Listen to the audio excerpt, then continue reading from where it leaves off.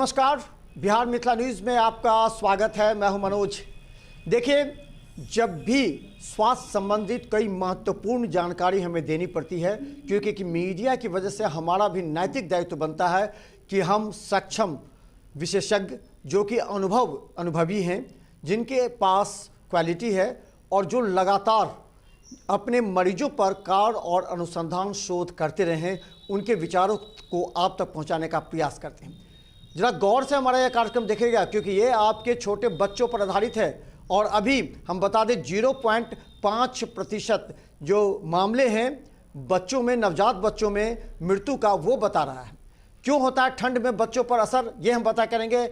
हम बता दें हमारे साथ शिशु रोग विशेषज्ञ, हम बता दें कि डॉक्टर उत्सव राज है हमारे साथ। आपका स्वागत है उत्सव जी। जी नमस्कार मनोज जी, बहुत बहुत धन्यवाद मुझे अपने चैनल पर आमंत्रित करने के लिए। देखिए, कभी ऐसे गंभीर समस्या होती है तो हम आपको आमंत्रित करते हैं, ताकि उससे हजारों लोगों को फ़ायदा होता है। हम देखते हैं कि परिवार में बच्चों के प्रति जो उनके परिजन हैं वो लापरवाह हो जाते हैं। इस ठंड में कई ऐसे हैं जैसे सर दर्द, बुखार, कई ऐसे बीमारी हैं जैसे सर्दी, जुकाम, बदन दर्द, सिर दर्द, फेफड़े में संक्रमण, क्योंकि इसी समय में कोरोना का भी जो फैलाव होता है, पहले 2021 में, 2020 में जो हुआ था। तो क्या लगता है कि ठंड में बच्चों को सबसे पहले कौन सी बीमारियां ग्रसित करती हैं, इफेक्ट करती हैं, डॉक्टर साहब? देखिए, ठंड में जो सबसे कॉमन चीज़ें हैं जो बच्चों में होती हैं वो है कॉमन कोल्ड, जो किसको हम इन्फ्लुएंजा कहते हैं, वायरल फीवर कहते हैं, वायरल कोल्ड एंड कॉफ कहते हैं। ये सबसे कॉमन है बच्चों में। नाक बंद होना, नाक बहना ठंडी हवाओं की वजह से, ये होता है। अगर इस पर ध्यान नहीं दिया जाए, समय पर रहते इसका उचित उपचार नहीं किया जाए, तो हो सकता है यही आगे चल के ओटाइटिस मीडिया यानी कान का इन्फेक्शन, गले में टॉन्सिलाइटिस या फिर साइनसाइटिस या फिर निमोनिया जैसे कॉम्प्लिकेशंस में बदल सकता है। तो समय रहते उपचार कराना या डॉक्टर को दिखाना ज़रूरी होता है। खास करके जब बच्चे बहुत छोटे हों, उनका डॉक्टर को दिखाना सबसे ज़्यादा ज़रूरी होता है। कई बार मैंने देखा, अक्सर मैंने देखा कई बार क्या, कि बच्चे को वीजिंग नहीं होती, मतलब फेफड़ों में कोई दिक्कत नहीं होती, समस्या नहीं रहती है, सिर्फ नाक बंद रहता है, बट फिर भी घर पे उनके माँ बाप उनको नेबुलाइजर से लीवोलिन जैसी दवाइयाँ, लीवोसैल्बुटामोल जैसी दवाइयाँ दे रहे होते हैं, जिसकी कोई ज़रूरत नहीं है और फेफड़ों पे उसका काम भी नहीं है। अगर नाक बंद है तो सिर्फ नाक का ड्रॉप डालेंगे, मे बी वही सफिशिएंट है, उससे ज़्यादा कुछ करने की ज़रूरत नहीं है, सलाइन नेज़ल ड्रॉप्स। मगर फिर भी उनका कहना होता है कि नहीं, बच्चा फिर भी घर घर करता रहता है। तो वैसे कंडीशन में आप अस्पताल में जाके, किसी भी नियरेस्ट अस्पताल में आप जाके, आसपास के अस्पताल में जाके नाक का एक छोटा सा ट्यूब डाल के आप सक्शन करवा सकते हैं। जो भी फंसा हुआ रहेगा वो बच्चे का निकल जाएगा, क्योंकि कोई भी छोटा बच्चा ना नाक अपना स्निफ कर सकता है, ना ही ब्लो कर सकता है, छिड़क नहीं सकता है। तो छोटे बच्चों के लिए नेज़ल सलाइन ही एक ऑप्शन है कि उनका नाक साफ रखा जाए उससे। सो जिसको सर्दी नहीं भी है तो 2 से 3 बार कम से कम डालना चाहिए। और ठंड में खास करके ध्यान रखना चाहिए, क्योंकि सलाइन ड्रॉप है, पानी है, वो बाहर रखा रहता है, रूम टेम्परेचर पे ठंडा हो जाता है, तो उसको माँ अपने कपड़े के अंदर रख ले बॉडी कॉन्टैक्ट में, ताकि वो थोड़ा नॉर्मल टेम्परेचर पे रहे, तो बच्चे को ज़्यादा सूदिंग इफेक्ट देगा। तो ये कुछ कॉमन चीज़ें हैं। हमने ये भी देखा है कि अभी जितने भी जो शिशु रोग विशेषज्ञ हैं, वहाँ हम जाते हैं कई जगह, चाहे डीएमसीएच हो या कि निजी नर्सिंग होम हो, तो वहाँ छोटे बच्चे को लेकर के जो परिजन है वो ज़्यादा पहुँच रहे हैं और उनको छोटी सी भी शिकायत हो रही है। तो देखिए, कई ऐसे हैं लापरवाह, चलो ठीक हो जाएगा, विक्स लगा दिया कुछ अपने तरीक़ा से, लेकिन यही क्या छोटी समस्या बड़ी हो जाती है कभी कभी। या जी बिल्कुल, आपका कहना बिल्कुल सही है कि अगर खास करके जैसे आपने बोला नवजात शिशुओं की अगर बात करें, तो फर्स्ट 7 डेज़ में अगर बच्चे को थोड़ी भी प्रॉब्लम आपको लगती है, बच्चे का हाथ पैर शरीर ठंडा लग रहा है, अगर आपको हाइपोथर्मिया 94 डिग्री फ़ारेनहाइट से कम है टेम्परेचर, या 100.2 से ज़्यादा है उसका टेम्परेचर, तो उसको बिना देर किए डॉक्टर के पास लेके जाना है। नहीं तो बहुत देर हो सकती है, उनमें कोई ब्लड ब्रेन बैरियर नहीं है, IgM नहीं है, यानी कि कोई अपनी इम्यूनिटी नहीं है उसमें। तो उसके इन्फेक्शंस जैसे बड़े लोगों में जितने रैपिडली प्रोग्रेस करेंगे, उससे कम 100 टाइम्स ज़्यादा रैपिडली प्रोग्रेसिव इन्फेक्शंस होंगे। तो उनको निमोनिया होना, मेनिंजाइटिस होना बहुत कॉमन है। ये चीज़ हम एक सवाल पूछना चाह रहे हैं। अगर कि कोई डिलीवरी जब होते हैं जब बच्चे की, तब कहा जाता है कि अधिकांश हमने देखा है कि करीब 60% बच्चों को निमोनिया हो जाता है और उसे आईसीयू में NICU में रखा जाता है। तो ये निमोनिया क्यों होता है नवजात को जन्म लेने के बाद से ही, या फिर निमोनिया के बचने के क्या उपाय है छोटे बच्चों में? देखिए, ये जो नवजात होते हैं जिनको ICU में रखना पड़ता है, इनमें कई बार देखा गया है कि कंजेनाइटल निमोनिया लेके भी आ सकते हैं, कि पहले से ही थोड़ा निमोनिया रहा हो। एक कारण है जो कि बहुत ग्रेव कारण है, बहुत रेयर कारण है। इसके अलावा कई बार MSL होता है, यानी कि मिकोनियम स्टेन्ड लाइकर होता है, माँ के पेट में ही बच्चा पॉटी कर देता है, वो गंदा पानी अगर बच्चा एस्पिरेट कर लेता है, सांस की नली में चला जाता है, तो वो केमिकल निमोनाइटिस कराता है, जो कि बहुत ख़राब निमोनिया होता है। फिर कई बार क्या होता है कि NICU में बच्चे होते हैं, कमज़ोर होते हैं, तो दूध जो वो पीते हैं उसको कई बार एस्पिरेट कर लेते हैं, तो वो एस्पिरेशन निमोनिया कराता है। तो इस वजह से निमोनिया ज़्यादा होता है छोटे बच्चों में। कई बार फोटोथेरेपी की वजह से बच्चों को NICU में रखा गया हो, तो NICU एक इन्फेक्शन की भी जगह है, और अगर हैंडलिंग ठीक से नहीं हो रही हो तो एक बच्चे से दूसरे बच्चे को इन्फेक्शन जा सकता है, उस वजह से भी निमोनिया हो सकता है। अगर डिवाइसेस जो यूज़ हो रहे हो, ऑक्सीजन डिलीवरी डिवाइसेस, ये सब है, अगर उनकी सफाई ठीक नहीं है, डिस्पोजेबल ग्रेड के नहीं यूज़ हो रहे हैं, उससे भी निमोनिया हो सकता है, जिसको हम लोग हॉस्पिटल एक्वायर्ड निमोनिया कहते हैं। बट ये भी कम होता है। सबसे कॉमन देखा गया है कि थोड़ी भी अगर सर्दी बच्चे को लग रही है, बच्चे का टेम्परेचर अगर नीचे या ऊपर हो रहा है, सांस की तकलीफ लग रही है, तो डॉक्टर से तुरंत संपर्क करें। छोटे बच्चों में ये निमोनिया का बहुत पहला लक्षण। अच्छा, एक चीज़ और हमने देखा है कई बच्चों में कि इस समय ठंड के समय में कान और गले का ये दो जो है सो संक्रमण होता है, इन्फेक्शन होता है बच्चों में खासकर। तो ये क्यों होता है और इसका क्या निदान हो सकता है? कान में भी देखते हैं कान दर्द होता है, बच्चे का बता नहीं पाता है, तो कान और गले का संक्रमण क्यों होता है? देखिए, किसी भी शिशु रोग विशेषज्ञ के पास अगर आप जाएंगे और सर्दी खांसी के साथ जाएंगे, तो आपका गला, आपका नाक और आपके कान ज़रूर चेक करेगा, क्योंकि छोटे बच्चों में ओटाइटिस मीडिया का जो इंसिडेंस है वो 6 महीने से 2 साल के बीच में 99% है। लेकिन अगर उनको नीमोकॉकल वैक्सीन 1.5, 2.5 और 3.5 महीने की लगी रहती है, फिर 15 महीने पर उसका बूस्टर लगा रहता है, तो इंसिडेंस 70% तक घट जाता है।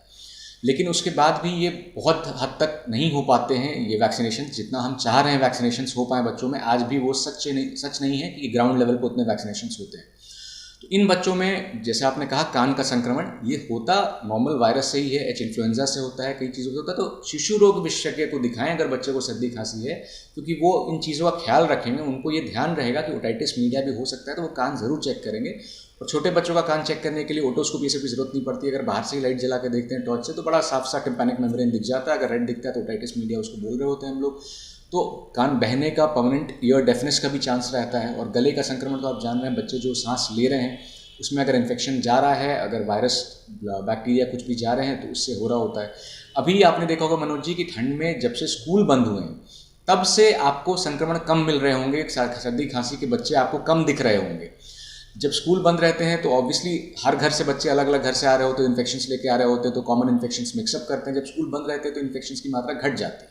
लेकिन पेरेंट्स क्योंकि बाहर जा रहे होते हैं, अपने काम पे जा रहे होते हैं, सब्जी मार्केट में जा रहे होते हैं, वहाँ से आते हैं, कई लोगों से मिलते हैं, तो संक्रमण वहाँ से भी आता है। लेकिन फिर भी जिस समय स्कूल बंद रहते हैं तो हम लोगों ने ऐसा देखा है कि कई सारे इन्फेक्शंस बहुत घट जाते हैं। रादर आप ऐसे बोलें कि पीडियाट्रिशियन यानी शिशु रोग विशेषज्ञ के पास टोटल जो संक्रमित बच्चे आ रहे होते हैं उनकी संख्या ही घट जाती है।